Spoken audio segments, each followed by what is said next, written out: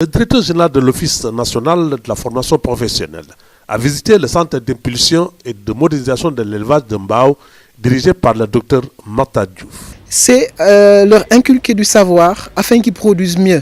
Alors par exemple, c'est tout ce qui est bâtiment. Pour faire l'agriculture, il faut un bon bâtiment. C'est aussi le choix du matériel. Il faudrait aussi, c'est qu'on leur apprenne à choisir vraiment le matériel qu'il faut. Le CIMEL a abrité pendant 12 jours un atelier national de formation des formateurs en aviculture financé à hauteur de 9 millions de francs CFA par l'ONFP sur la demande de la FAFA, Fédération des acteurs de la filière avicole, pour capaciter ses membres sur les techniques de production avicole le long de la chaîne. C'est des gens qui ont du vécu.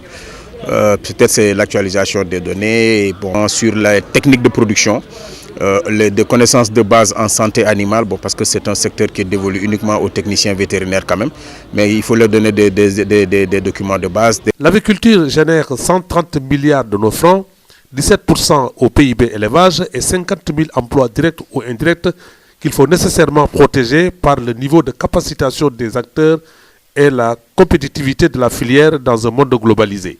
Nous sommes au service des branches professionnelles pour le développement des entreprises.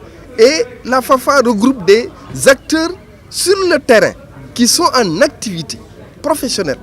Et nous avons répondu positivement en confiant la formation au centre d'impulsion et de modernisation de la filière avicole au Sénégal, qui est le centre de Mbao. Auparavant, le professeur Sanoussi Diakité s'est réjoui des conditions d'hébergement et du déroulement de la session de formation après avoir visité les différents types d'élevage, les dortoirs, entre autres.